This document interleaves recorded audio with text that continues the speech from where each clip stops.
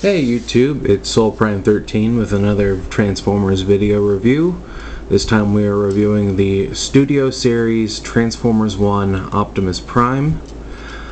Before we get started, in my first impressions video, I gave him a decently high rating. I think I gave him like a 7 or 8 out of 10. And to be honest, that was too high. Having messed with him for a while now, there are definitely some flaws that were not really apparent at first. It's kind of making me reconsider how or even if I should do the first impression videos. So I'm debating about that a little bit. He's still an alright figure.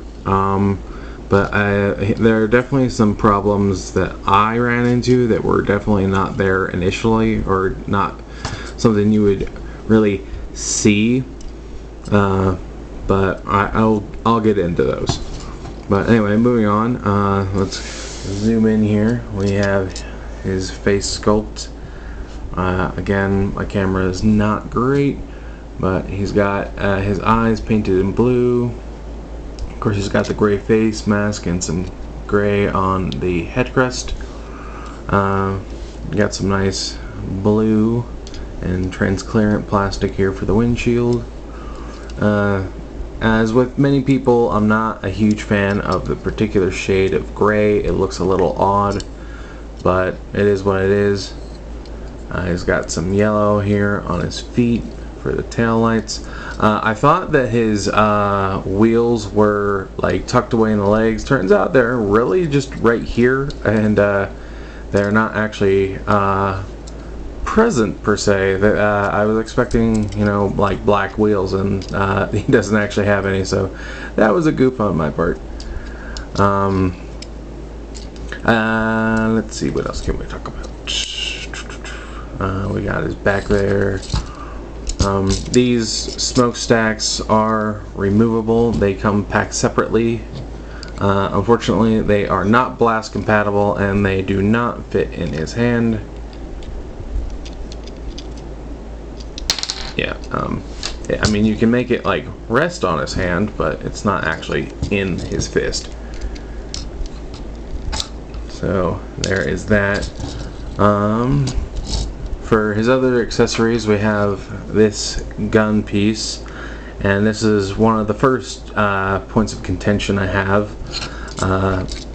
So it does store in his robot mode. There are two little clips, and you can sort of see how there are two little like slots here, and you just sort of bring it and push it in here like so, and it'll hold there for the most part, but it is not the most secure connection. A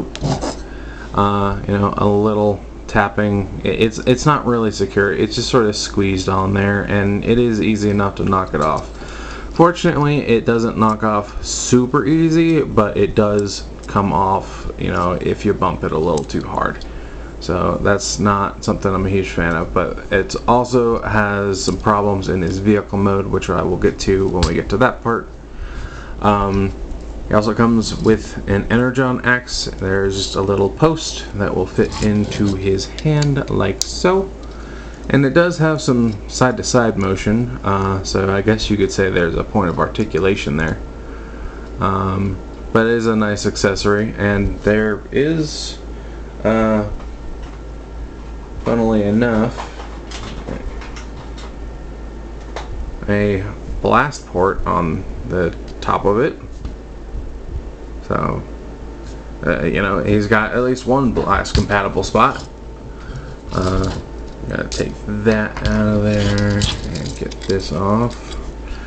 And of course, one other thing we have to talk about is he does come with a matrix. It does come packed separately, so therefore it is removable. Come here.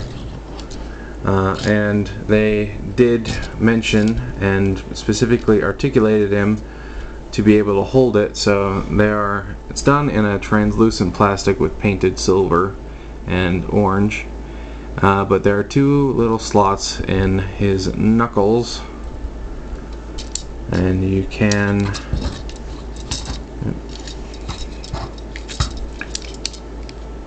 have him, come on, I can arrange his arms properly. Okay, come on. So yeah. You can have him holding it there. You can have him hold it in front of him too. But yeah, he does actually hold the matrix, which is something we don't see terribly often. So bonus points for that. I definitely do like that.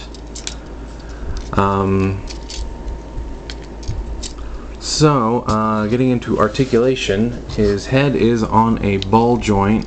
You can see it back there. So he has full 360. He has plenty of up and down. Actually, due to the way he transforms, which is nice. His arms can do a full 360, but you have to be careful because these joint pieces here will get in the way. He does have a bicep swivel. Yeah, 90 degrees at the elbow. He has a wrist swivel. His chest is popping open. He does have butterfly joints in his shoulders, which is cool. His arms can come all the way out to the side.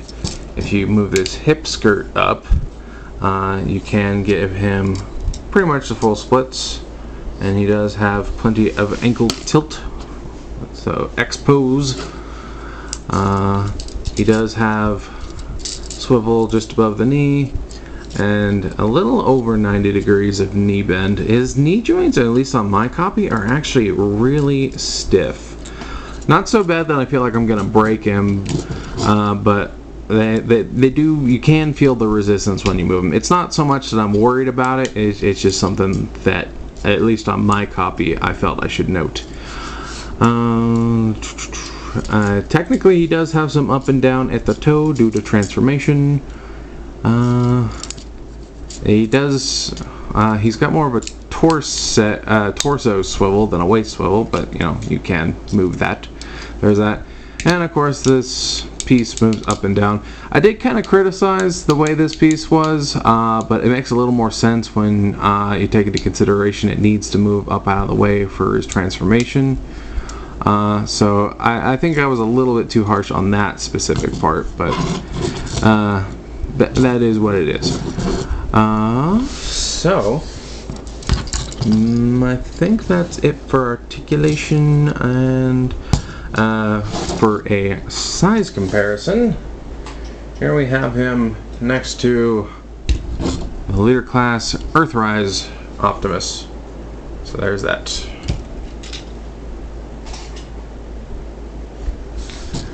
Alright, so I guess now we'll move on to transformation, and the transformation is both great and awful in different parts. It's weird. So first of all, we'll start by flipping his toes down, and you want to go all the way down until they click into place. Gonna come around and move these pieces of the legs out. Bring these out.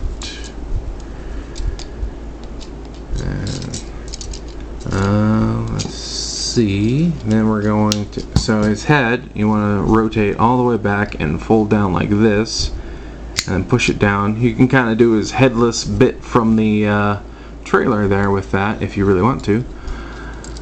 Alright, let's see. So his arms you're going to bring up like so, and these joints will fold out of the shoulders, and I really like what they did with his arms. The arm part is one of the things I like most about this transformation. It's really interesting.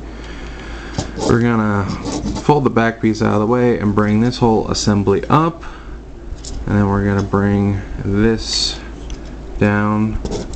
Something I feel I should mention, this piece moves up, and I don't know why, but yeah, I just figured I should point that out. That is a thing there. So now with the arms, you want to fold them out like this, and this whole assembly is going to come in and fold around and sort of slide in like that to the side. So you're gonna bring it down and around and to the side like that. And then on the sides of the bumper there are posts, and then in the shoulders there are little holes. Oh, should move this back first. And do that and do that. Then coming to the waist, we're gonna turn it at that swivel. We can go ahead and rotate this around and bring that down over the top. So there we have pretty much all of the cab done. Then we're gonna unhook this crotch piece, and then we're gonna rotate it in while moving the legs back. So there is that.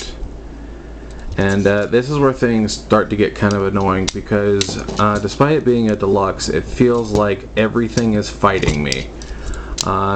Everything from the way the arms peg in to the hips, how his hands hold on to these little handles.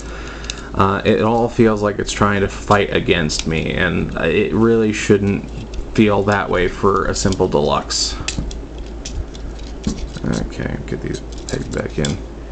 So yeah, they're little, you can sort of see it, little red tab. They'll peg into this hole on the side of the arm. And then his legs are supposed to come up, and his hands are supposed to grip around these. And okay, apparently it doesn't want to fight me too much today. And yep, there it goes. And they just keep popping out of place. They don't want to stay. And as far as I know, I haven't done anything to mistransform him. Pretty sure it's just being stupid with his tolerance. But yeah, more or less there you have him in his vehicle mode, and it is an interesting looking vehicle mode. You know, I would give more credit to the hand post thing trying to hide the fists if it actually worked, but you know, the fact that it's not just, you know, his hands just hanging out at the side is at least something worth mentioning. He does have wheels here and here, so he can roll. And again, got some nice blue there in the front for the windshield and all that. Yeah, I mean, I really want to like it more than I do. It's just having those tolerance issues, because I transformed him back and forth several times, and nothing seems to stop him from, you know, it's that thing where you push it in and it just clicks back out of place. This one sometimes it's holding right now, but this one never does. Back to the accessories. So this gun piece you can peg in here to the bumper like so, and this is one of the reasons I have an issue with this, is while it slides in easy enough, pulling it out I feel like I'm gonna rip the whole bumper section off, and you just have to slowly wiggle, wiggle, wiggle, wiggle, wiggle, wiggle, wiggle, wiggle, just endlessly to even get it out, and it just does not want to let go, as opposed to the robot mode where it doesn't feel like it wants to hold on. So I'm probably just going to store this piece in a baggie, because I don't want to end up breaking anything. It's too loose in robot and too tight in vehicle. So there's that. And then another point of contention I have is, so the axe does store, I forgot to mention, it does store on his back in robot mode. It just pegs into his back like that. But in vehicle mode, there are two little gaps under his kneecaps for these two pegs on the side, and you're just supposed to slide it in, but a lot of, okay, went in just fine that time. Usually it'll fight me, or because this is the only actual connection the legs have, they'll just snap inward while I'm trying to push it together, or it won't actually, like, the axe won't slide into the slots. So yeah, okay, I guess it's not gonna do it since I'm on camera, but I was having a ton of trouble with it yesterday. But yeah, it stores in vehicle mode.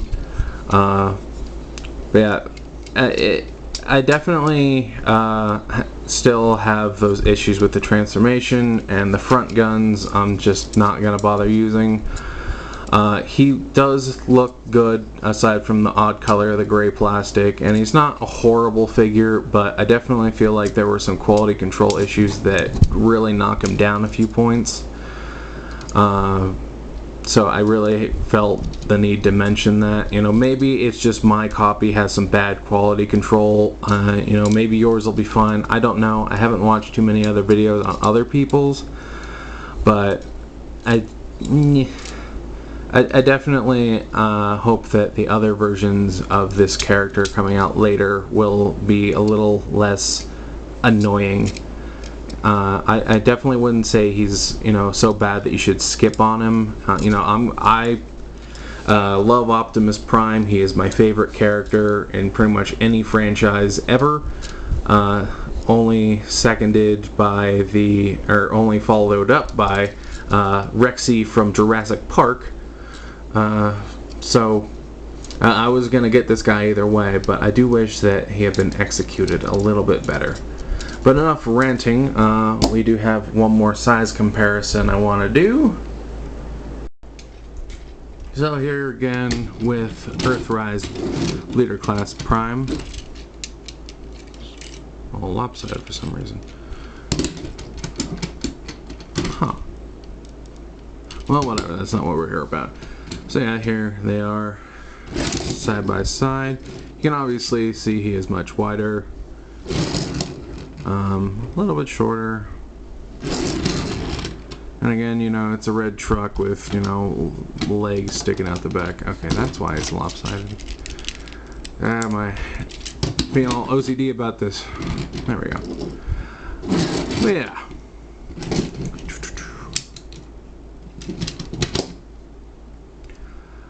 So that is him compared to Earthrise Prime. But overall, points I really like is, you know, it's an interesting new design. It definitely is a cool Cybertronian mode. I can't remember how many overall Cybertronian Optimus Primes are gotten. I know Animated had one.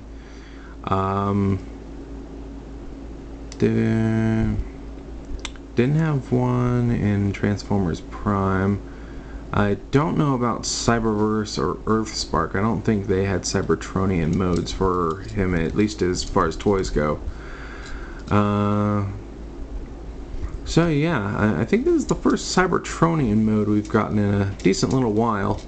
And I do like it, and again, I really like how the arms transform. I thought that was really cool. That is probably one of my favorite parts of this figure is, oops, sorry, how those arms transform. That is, I just think that's really neat. And of course, being able to hold the Matrix is definitely a bonus. I don't usually have my figures with their Matrix on display, but I'm never going to complain when they include it. It's a big part of, you know, his character story in pretty much every version of him ever since G1, really.